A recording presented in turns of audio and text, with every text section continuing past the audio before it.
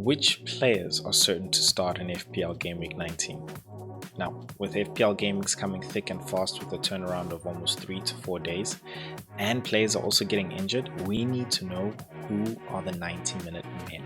So, in this video, we're going to be covering who those players exactly are, how we find out that those guys can actually cover those 90 minutes, and then we're going to take a quick review at how I did in Game Week 18 to give us a bit of context as to what my decisions are going into Game Week 19. So, without further ado, let's get into it.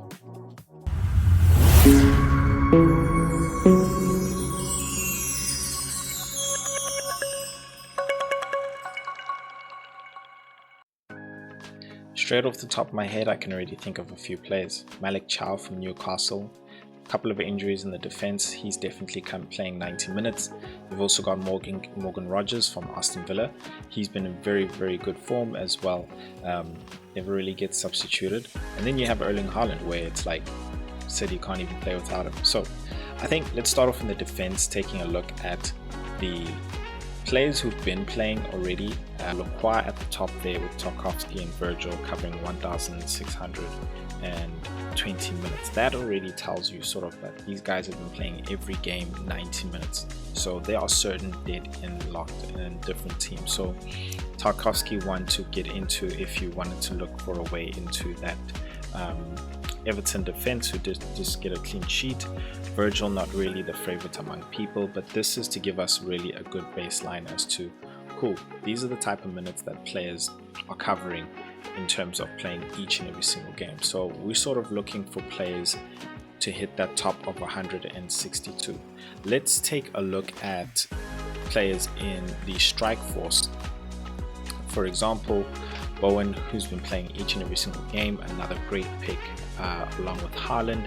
He now drops a bit at 1,500, so you can begin to see that, okay, cool, players who have been missing a couple of games would be between around 1.1 to 1.6 when you see down there at the bottom Voltamata covering 1,162 minutes. So this is a good indication really of the type of minutes that you want your player to have if you're going to be bringing them in. That being said, I think let's take a look at the midfield because I think that is a place where a lot of the transfers are going to be made. So Anderson at the top there with 1,620 minutes. So he's a player definitely who's been covering a whole lot of games, playing 90 minutes. Garner from Everton, another great set piece taker, and then Morgan Rogers there, as we mentioned, with 1,006 minutes. So that's a great indication and a way for you guys to really figure out who actually is the players that you need to actually bring in, or if you do bring them in, then basically this is the actual type of minutes that they should be covering straight away, so that you know that you're confident that, hey, this guy is not going to be rotation risk, I actually can bring him in. Now, that being said, let's take a look at how my Game Week 18 did, because I brought somebody in who was not just a rotation risk, but injury.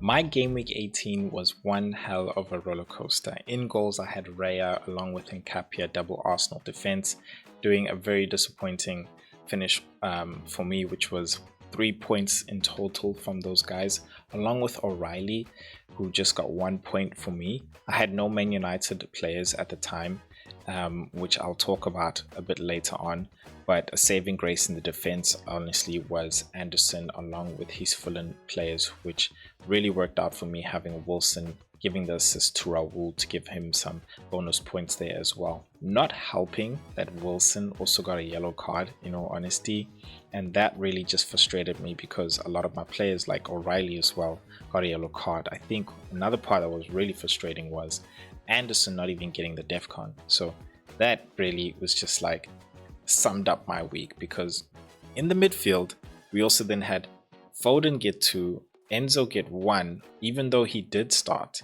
the actual game week as well. He did start the game. Minte had to come off the bench for a Bruno Fernandes who I brought in for a hit. Wow. And straight after I brought him in, the next day, boom, this guy was injured. And I brought him in because his price was rising. And all of a sudden, he's injured. And not only that, I lost money off of him because his price dropped. Because I didn't want to take another hit to actually take him out. So if that doesn't sum up what that week was like for me, in all honesty, I don't know what does. Haaland blanking, of course, and then Thiago getting some assist. But honestly, was really hoping he got the 2 assists, which I don't understand why he didn't, but it is what it is. Raul helping me out there with 9 points. So that in turn gave me a big red arrow, just dropping me down, really taking me back, and somewhat summing up how my FPL season has been so far. But not to despair, because I need to remember the ways of the Force. Acceptance. What is meant to be will be. What is not teaches us. Even the most Force-sensitive managers will face red arrows and captain blanks. The wise do not rage against the cosmic order, but learn from its lessons. This is the ways of the FPL Force. May the green arrows be with you. In that being said, let's take a look at who I had to bring in, who's going to help me in the next game weeks. Now, I think it will be no surprise for you guys, but it was honestly obvious. Matheus Cunha, with really great fixtures, as well as him being a 90-minute man, considering players away from AFCON as well as injuries as well, like Bruno. I think he is a no-brainer, potentially even on penalties, going into this game week and into this beautiful run of fixtures as well. He was rising in price, so I had to get him. So Matheus Cunha, for me, he's definitely in the team. Now let us take a look at how my team is actually lining up.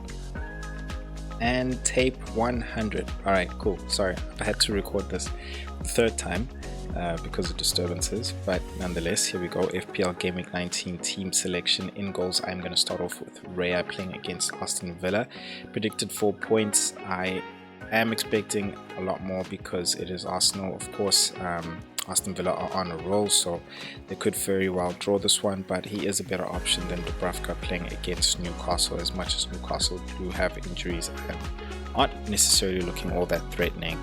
And then in the defense, I will be playing a 3 at the back with Timber, Nkapia and O'Reilly. Timber is flagged, but last we heard from Arteta, it was a precautionary measure of him not playing in the previous game. I think he'll be fine enough to actually play this game against Aston Villa, considering how tough Aston Villa is and the fact that he is rested. Nkapia's appearance depends on Calafiori's injury, so we'll keep a close ear on any developments there, but I think at the moment the turnaround is a bit too short for Calafiori to make this appearance against Aston Villa. O'Reilly, an obvious choice there considering the options with Anderson and Byrne on the bench. Very happy for Anderson to come off the bench if any of these players don't play as well. Then going into the midfield, I will be playing a 4 with Phil Foden, Wilson, Enzo and Cunha. Now, I think the rest of them are very self-explanatory. It's Enzo versus Mente where I am really in debate as to who I should actually be starting, because Enzo did start this previous game, but the previous one before that he didn't start, and he did come off the bench. So in terms of minutes, he will get them, but you know, you want somebody who's going to at least play that 60 to 70 minutes, you know. And fine, I think in the Premier League they've shown there's an average of most of the goals coming in the last after the 75th minute, so it doesn't seem like he's one of those players who starts and then gets substituted off, but rather those who definitely come in and make an impact. But Mente's game against West Ham looks really good, and I believe he'll definitely start considering. He didn't start in the previous game against Arsenal, which I think was a tactical move. So I feel like I'm still undecided there. I'll have to see it on the final day, but other than that, those are the only guys who I'm thinking of actually moving in or moving out. Happy with Foden, happy with Wilson, happy with Cunha, who is the transfer in and has the vice captaincy. Then the forwards are remained as last week's forwards, with Thiago versus Tottenham, Haaland with captaincy armband, and then we have Raul as well there, who is the man in form as well. So that is my team selection. Who are you guys bringing in? And then if you have any questions, please leave it down in the comment section. Really would love to help you guys, and as well as don't forget to sign up onto the FPL Force app. The link is in the description below, and if you guys subscribe to the channel, you can also get 50% off of that as well. So thank you for tuning in, and I'll see you guys in the next video. Peace.